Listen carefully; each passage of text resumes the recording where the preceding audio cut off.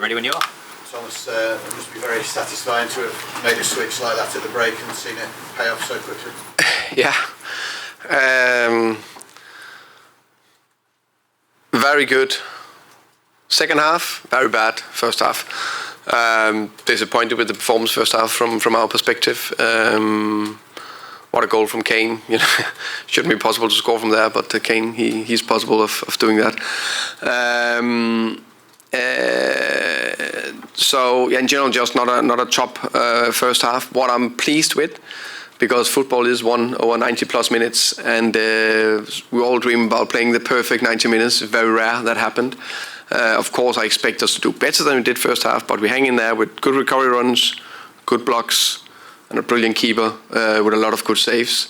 Then second half, for me, I need to look it back, but my feeling and what I remember now is that was probably our best away half performance of the season. I think we were composed on the ball. I think we found much better position to play around them and behind and switch.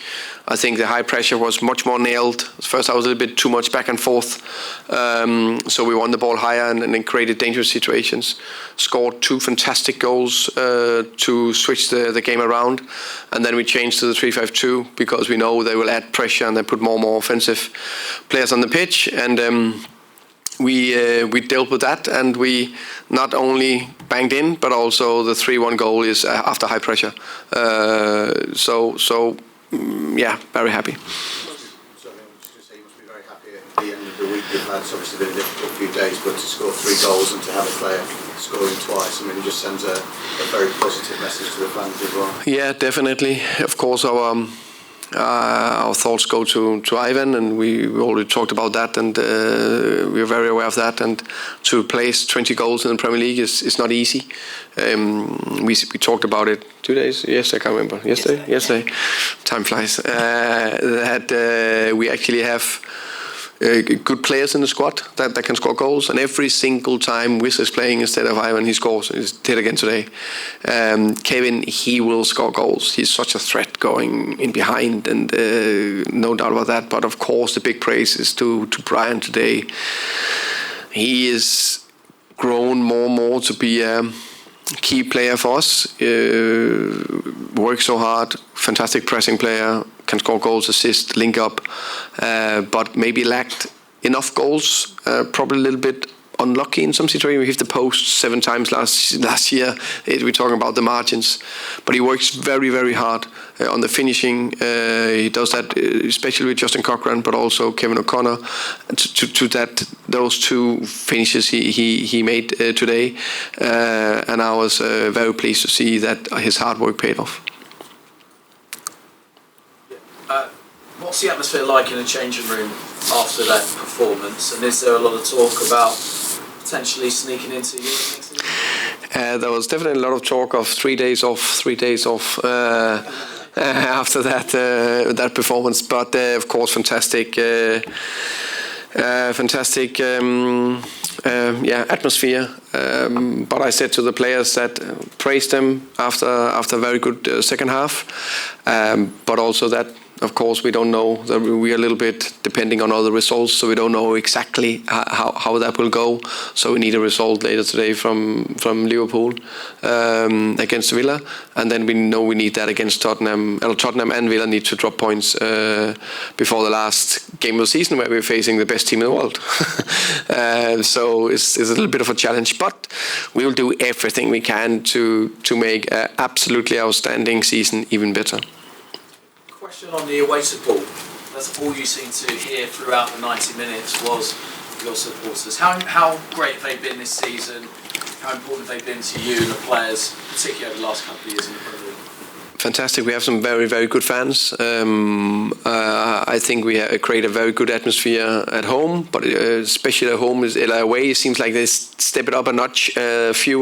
Fewer fans, and want to cheer the team on. We know we love football, but we play for the fans, and to see their enjoyment, and of course you're focused on the game. But today, because there was naturally a little bit quiet in the stadium, you heard our away fans singing in the last 10 minutes. So I just noticed that. I knew the game was not over, but after the scenes, of course, very nice.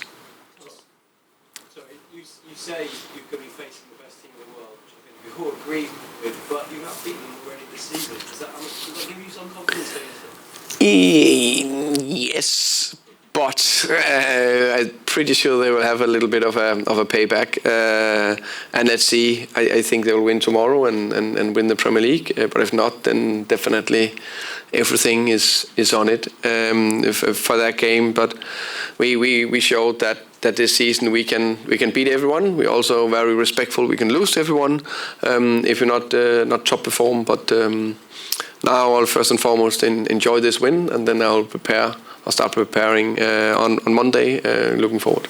Thomas, you've now beaten every team in the Big Six since you've been promoted. Just how remarkable do you think that is? Thank you for that question. I think it's unbelievable remarkable. I don't know the stats, but I'm pretty sure that, I don't know. I would like to find out, Chris. This might be some for you or somebody else, or some of you guys, to find out that for a newly promoted team over 2 seasons to beat the top 6, all of the teams, must be quite unique.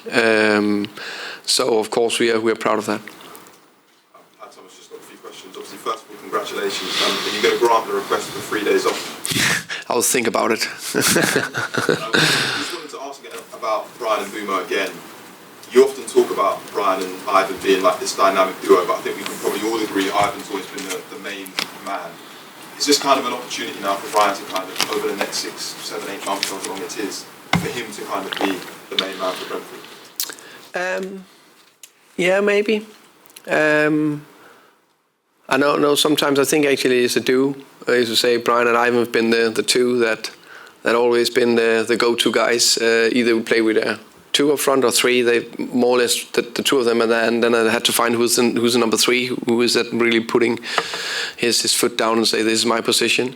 But of course, there's no doubt that someone need to step more up after Ivan is out, and that can be Wissa, that can be Bryan, that can be Kevin. Hopefully all 3 of them, and then we have a Keane Lewis Potter who's coming back. So, but Bryan, he got the experience now, the age, the level to take another step forward. I just wanted to ask as well, what was it that Damsgaard was able to offer in the second half that maybe Frank Rijkaard wasn't able to do in the first half? I think it was a combination of us being 1-0 down. We felt that we can get more on the ball and create more opportunities, which also felt we did. And I think his ability to put a few passes together, to take the right decision on the ball, was definitely, I think, that was part of changing the game. And then I think just the final one from me. Obviously, you played 4-3-3 today. I think normally you play 3-5-2 when you come up against Big Six, especially away from home. What made you feel like 4-3-3 was the right move today? I felt that we, as a team, has been growing. I felt that we had an opportunity to go with this shape. There's the best possibility to win the game today. But of course, I knew, for example, in the end, that when we came under pressure, we changed to the 3-5-2 to try to win the game, of course. And I think players have been growing, so we have the right players up front. So yeah, you're welcome. Okay. Thank you very much, everybody. Thank you, guys. Cheers. Thank you. See you later, guys.